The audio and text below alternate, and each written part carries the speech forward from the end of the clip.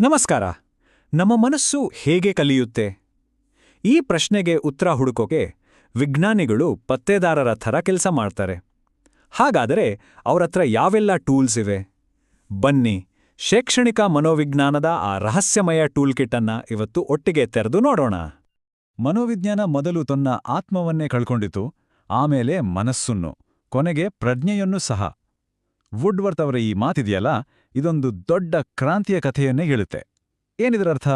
ಅಂದ್ರೆ ಕಣ್ಣಿಗೆ ಕಾಣದ ಆತ್ಮದ ಅಧ್ಯಯನದಿಂದ ಅಳತೆ ಮಾಡಬಹುದಾದ, ಗಮನಿಸಬಹುದಾದ ವರ್ತನೆಯ ವಿಜ್ಞಾನವಾಡಿ ಮನೋವಿಜ್ಞಾನ ಹೇಗೆ ಬದಲಾಯಿತು ಅನ್ನೋ ಕಥೆ ಇದು. ಆ ಪಯಣ ಇಲ್ಲಿದೆ. ಹಾಗಾದ್ರೆ ಈ ವರ್ತನೆಯನ್ನ ಅಂದ್ರೆ ಬಿಹೇವಿಯರನ್ನ ಸೈಂಟಿಫಿಕ್ ಆಗಿ ಸ್ಟಡಿ ಮಾಡೋದು ಹೇಗೆ? ಇದಕ್ಕಾಗಿಯೇ ಮನೋವಿಜ್ಞಾನಿಗಳು 4 ತುಂಬನೇ ಪವರ್ಫುಲ್ ಆದ ಭೂತಗನ್ನಡಿಗಳನ್ನ ಸೃಷ್ಟಿಸಿದ್ದಾರೆ. ಪ್ರತಿಯೊಂದು ನಮ್ಗೆ ಬೇರೆ ಬೇರೆ ಚಿತ್ರಣವನ್ನ ಕೊಡುತ್ತೆ. ಬನ್ನಿ, ಮೊದಲನೇದರಿಂದ ಶುರು ಮಾಡೋಣ. ಮೊದಲ ವಿಧಾನ ತುಂಬಾ ಸರಳವಾಗಿತ್ತು ಆಕ್ಚುಲಿ. ಒಳಗೆ ನೋಡು ಅಂದ್ರೆ ನಮ್ಮ ಯೋಚನೆಗಳು, ನಮ್ಮ ಭಾವನೆಗಳನ್ನ ನಾವೇ ಗಮನಿಸೋದು ಅಲ್ವಾ? ಮನಸ್ಸನ್ನ ಅರ್ಥ ಮಾಡ್ಕೋಬೇಕು ಅಂದ್ರೆ ಮೊದಲು ನಮ್ಮೊಳಗೆ ನೋಡ್ಬೇಕು. ಇದಕ್ಕಿಂತ ನೇರವಾದ ದಾರಿ ಬೇರೆ ಇರ್ಲಿಲ್ಲ. ಇದನ್ನೇ ಅಂತರಾವಲೋಕನ ಅಂತ ಕರೆದ್ರು. ಈ ಐಡಿಯಾದ ಹಿಂದಿದ್ದವರು ವಿಲ್ಹೆಲ್ಮ್ ವುಂಟ್ ಮತ್ತೆ ಅವರ ಶಿಷ್ಯ ಟಿಚ್ನರ್. ಅವರ ಗುರಿ ಒಂದೇ ಆಗಿತ್ತು: ಮನಸ್ಸನ್ನ ಒಂದು ಕೆಮಿಕಲ್ ಥರ ಬ್ರೇಕ್ಡೌನ್ ಮಾಡಿ ಅದರ ಬೇಸಿಕ್ ಎಲಿಮೆಂಟ್ಸ್ ಅಂದ್ರೆ ನಮ್ಮ ಸಂವೇದನೆ ಮತ್ತು ಭಾವನೆಗಳನ್ನ ಕಂಡುಹಿಡಿಯೋದು. ಇದಕ್ಕಾಗಿಯೇ ವುಂಟ್ ಜಗತ್ತಿನ ಮೊದಲ ಸೈಕಾಲಜಿ ಲ್ಯಾಬನ್ನೇ ಸ್ಥಾಪಿಸಿದ್ರು. ಹಾಗಾದ್ರೆ ಇದು ವರ್ಕ್ ಆಗ್ತಿದ್ದು ಹೇಗೆ? ಜಸ್ಟ್ ಇಮ್ಯಾಜಿನ್, ಒಬ್ಬರ ಕೈಗೆ ಒಂದು ಗುಲಾಬಿ ಹೂ ಕೊಟ್ಟು ಕೇಳ್ತಾರೆ, ನಿಮ್ಗೆ ಈಗ ಏನನ್ಸ್ತಾ ಇದೆ? ಆಗ ಆ ವ್ಯಕ್ತಿ ಅದರ ಬಣ್ಣ, ವಾಸನೆ, ಮೃದುತ್ವವನ್ನ ಗಮನಿಸಿ ಕೆಂಪು ಬಣ್ಣ, ಸಿಹಿ ಪರಿಮಳ, ಮೃದುವಾದ ಸ್ಪರ್ಶ ಅಂತ ವರದಿ ಮಾಡ್ತಾನೆ. ಸಂಶೋಧಕರು ಈ ಎಲ್ಲಾ ರಿಪೋರ್ಟ್ಗಳನ್ನ ಒಟ್ಟುಗೂಡಿಸಿ ಪ್ರಜ್ಞೆಯ ಒಂದು ಮ್ಯಾಪ್ ಅನ್ನೇ ರೆಡಿ ಮಾಡಕ್ಕೆ ಪ್ರಯತ್ನಿಸ್ತಾ ಇದ್ರು. ಇದರ ಬಿಗ್ಗೆಸ್ಟ್ ಸ್ಟ್ರೆಂತ್ ಏನು ಅಂದ್ರೆ, ನಮ್ಮ ಮನಸ್ಸಿನೊಳಗೆ ಇಣುಕಿ ನೋಡೋಕೆ ಇದ್ದಿದ್ದು ಇದೊಂದೇ ದಾರಿ. ಆದ್ರೆ ಇದರಲ್ಲೊಂದು ದೊಡ್ಡ ಸಮಸ್ಯೆನೂ ಇತ್ತು. ಒಬ್ಬರಿಗೆ ತಲೆನೋವು ಬಂದರೆ ಆ ಅನುಭವ ಇನ್ನೊಬ್ಬರ ತಲೆನೋವಿನ ಹಾಗೆ ಇರುತ್ತಾ? ಖಂಡಿತ ಇಲ್ಲ. ಅದನ್ನ ಅಳತೆ ಮಾಡೋದು ಹೇಗೆ? ವಿಜ್ಞಾನಕ್ಕೆ ಇಂಥ ಸಬ್ಜೆಕ್ಟಿವ್ ರಿಪೋರ್ಟ್ ಸಾಕಾಗ್ಲಿಲ್ಲ. ಅದಕ್ಕೆ ಆಬ್ಜೆಕ್ಟಿವ್ ಪ್ರೂಫ್ ಬೇಕಿತ್ತು. ಈ ಹುಡುಕಾಟವೇ ಮುಂದಿನ ವಿಧಾನಕ್ಕೆ ಜನ್ಮ ಕೊಟ್ಟಿದ್ದು. ಮನಸ್ಸಿನೊಳಗೆ ನೋಡೋದು ಸರಿ ಹೋಗ್ಲಿಲ್ಲ ಅಂದಾಗ ಸೈಕಾಲಜಿಸ್ಟ್ ಹೊರಗೆ ನೋಡೋಕ್ ಶುರು ಮಾಡಿದ್ರು. ಒಬ್ರು ಏನ್ ಯೋಚಿಸ್ತಾರೆ ಅನ್ನೋದು ಮುಖ್ಯ ಅಲ್ಲ, ಅವ್ರು ಏನ್ ಮಾಡ್ತಾರೆ ಅನ್ನೋದನ್ನ ನೋಡೋಣ. ಇದೇ ವೀಕ್ಷಣಾ ವಿಧಾನದ ಸಾರಾಂಶ. ಈ ಬದಲಾವಣೆಯ ಹೀರೋನೇ ಜಾನ್ ಬಿ ವಾಟ್ಸನ್. ಇವರನ್ನ ವರ್ತನವಾದದ ಪಿತಾಮಹ ಅಂತಾನೇ ಕರೀತಾರೆ. ಅವರ ವಾದ ತುಂಬಾನೇ ಸಿಂಪಲ್. ಸೈಕಾಲಜಿ ಅಂದ್ರೆ ಕಣ್ಣಿಗೆ ಕಾಣೋದನ್ನ, ಅಂದ್ರೆ ಅಬ್ಸರ್ವ್ ಮಾಡ್ಬೋದಾದ ವರ್ತನೆಯನ್ನ ಮಾತ್ರ ಸ್ಟಡಿ ಮಾಡಬೇಕು ಅಷ್ಟೇ. ಇದರ ಪ್ರೋಸೆಸ್ ತುಂಬಾ ಸ್ಟ್ರೇಟ್ ಫಾರ್ವರ್ಡ್.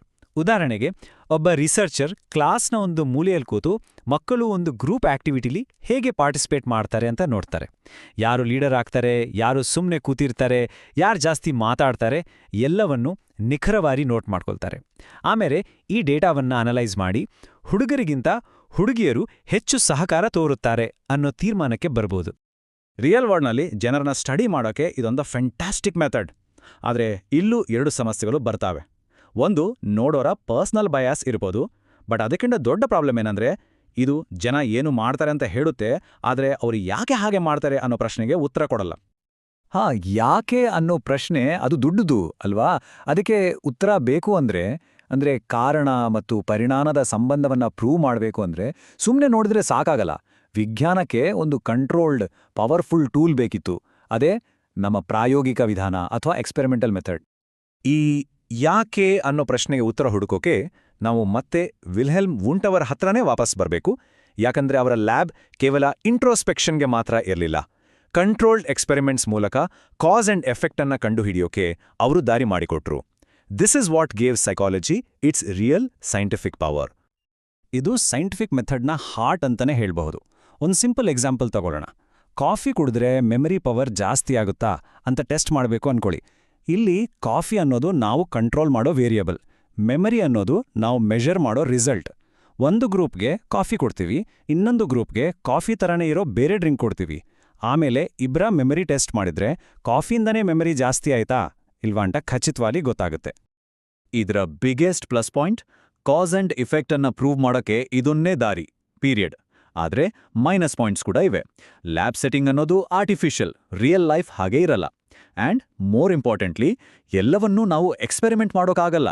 ಮಕ್ಕಳ ಮೇಲೆ ಹಿಂಸೆಯ ಪರಿಣಾಮ ಏನು ಅಂತ ಸ್ಟಡಿ ಮಾಡೋಕ್ಕೆ ಮಕ್ಕಳನ್ನ ಹಿಂಸಿಸೋದು ಸರಿನಾ? ಖಂಡಿತ ಇಲ್ಲ. ಎಥಿಕ್ಸ್ ಮೊದಲು ಬರುತ್ತೆ. ಕೆಲವೊಂದು ಸಲ ನಮಗೆ ಇಡೀ ಕಾಡಿನ ಬಗ್ಗೆ ತಿಳ್ಕೋಬೇಕಾಗಿರಲ್ಲ, ಒಂದೇ ಒಂದು ಯುನಿಕ್ ಮರದ ಬಗ್ಗೆ ಡೀಪ್ ಆಗಿ ತಿಳ್ಕೋಬೇಕು ಅನ್ಸತ್ತೆ. ಆಗ ನಾವು ಡಿಟೆಕ್ಟಿವ್ ಥರ ಮ್ಯಾಗ್ನಿಫೈಯಿಂಗ್ ಗ್ಲಾಸ್ ತಗೊಂಡು ಕೆಲಸ ಮಾಡ್ತೀವಿ. ಸೈಕಾಲಜಿಲಿ ಆ ಮ್ಯಾಗ್ನಿಫೈಯಿಂಗ್ ಗ್ಲಾಸೇ ಕೇಸ್ ಸ್ಟಡಿ. ಯೋಚನೆ ಮಾಡಿ, ಒಬ್ಬ ವಿದ್ಯಾರ್ಥಿ ಶಾಲೆಯಲ್ಲಿ ತುಂಬ ಪ್ರಾಬ್ಲಮ್ ಮಾಡ್ತಿದ್ದಾನೆ ಅನ್ಕೊಳ್ಳಿ.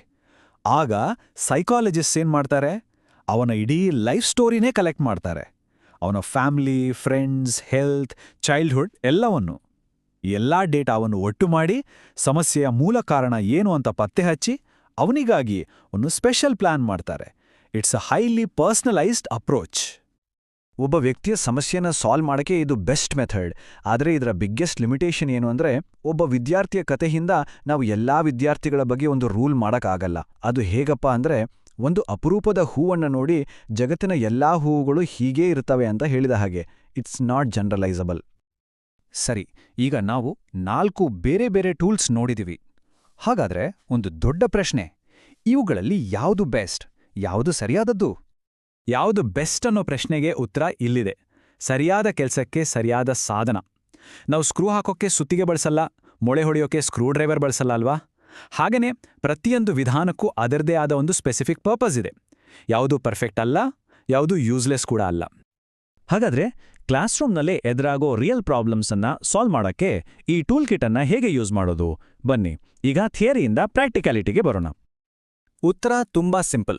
It all depends on the question we are asking. ಉದಾಹರಣೆಗೆ, ಒಂದು ಹೊಸ ಕರಿಕ್ಯುಲಮ್ ಎಫೆಕ್ಟಿವ್ ಇದೆಯಾ ಅಂತ ಟೆಸ್ಟ್ ಮಾಡಬೇಕಾ? ಕಾಸ್ ಆ್ಯಂಡ್ ಇಫೆಕ್ಟ್ ಬೇಕು, so we use the experimental method.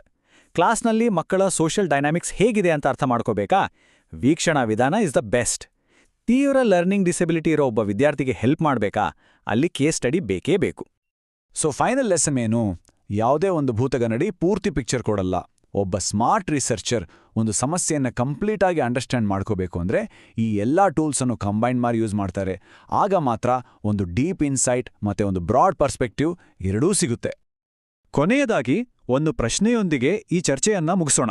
ಟೆಕ್ನಾಲಜಿಯಿಂದ ದಿನೇ ದಿನೇ ಬದಲಾಗ್ತಿರೋ ನಾಳಿನ ಕ್ಲಾಸ್ ರೂಮ್ಗಳ ಚಾಲೆಂಜಸ್ಸನ್ನ ಎದುರಿಸೋಕೆ ನಮ್ಮತ್ರ ಈಗಿರೋ ಈ ಟೂಲ್ಸ್ ಸಾಕಾಗುತ್ತಾ?